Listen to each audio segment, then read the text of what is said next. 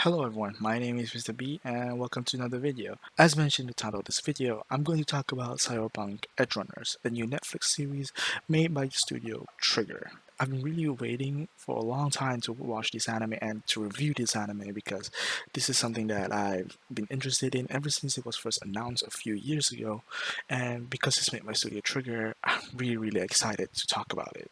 So with that being said, is Cyberpunk Edgerunners worth it?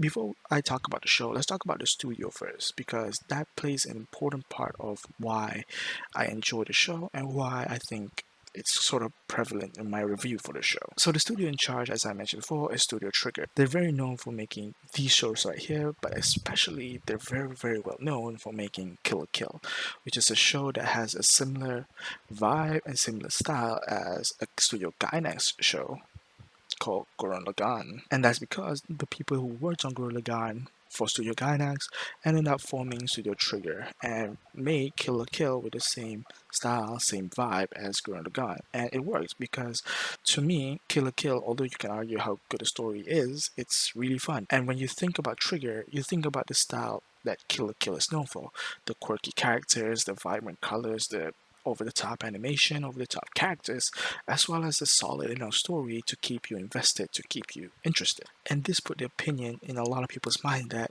if it's Studio Trigger, it's gonna be fun. And for the most part, it is. Now, I'm not gonna sit here and say I've watched every single Trigger show because I haven't, honestly, but I have watched some of their more recent stuff.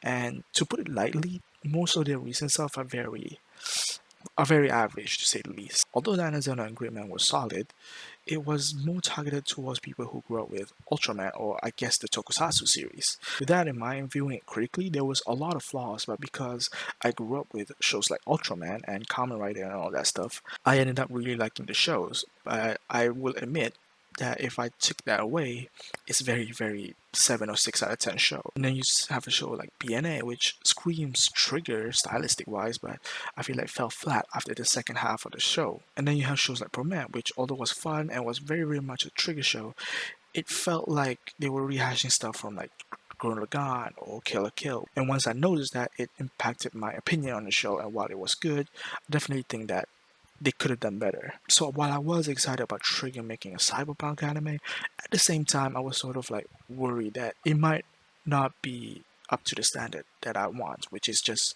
a good story as well as being really fun. So I went to the show with the mindset of I don't care if it's good or not, the trailer looks amazing. If I'm having fun, I'm going to enjoy the show. And boy, Trigger made the show really fun.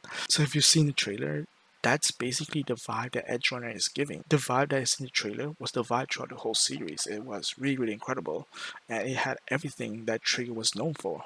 Director of the show, Hiroyuki Maishi, is not only a seasoned veteran but also worked on a lot of shows from like Gainax and Studio Trigger, and he is very responsible for this Trigger style that we know today, having worked as a director for the Gurren Lagann series as well as director for Premiere and key animators for shows like BNA and Little Witch Academia, shows that you would normally associate Trigger with. And with that being said, it's no wonder that Edgerunner just screams of a Trigger show. It had everything that people normally associate Trigger with: a colorful and quirky cast of characters, vibrant animation, amazing set pieces and amazing choreography, as well as a good enough story to keep me invested in the show. On top of all that, you have the cyberpunk elements, which is more adult elements, the blood, the graphic violence, as well as some adult matters which are present because if you play cyberpunk, you know that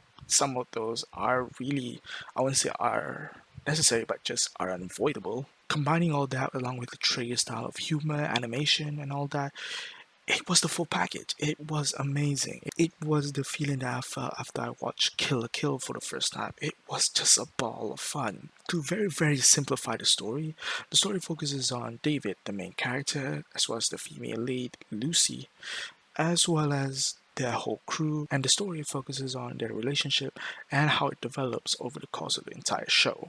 Now, is the story any good? It really is up to the person. Some people might not like it, some people might. In my opinion, it's a very decent storyline.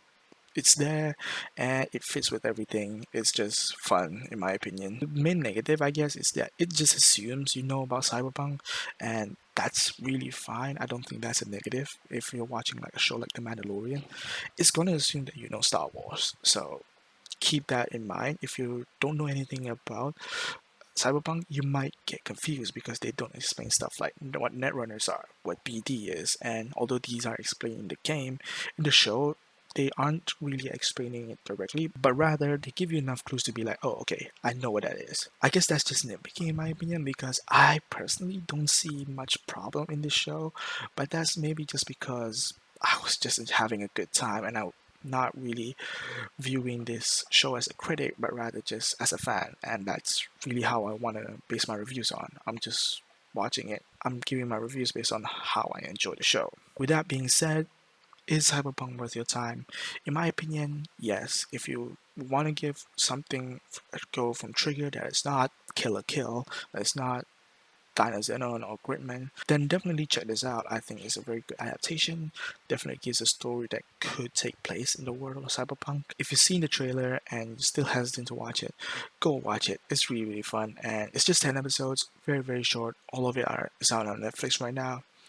Give it a go. And with that being said, that's really all that is to the video. It's just about me spending a few minutes to talk about the show. And yeah, that's it for the video, and I'll see you guys next time. Peace.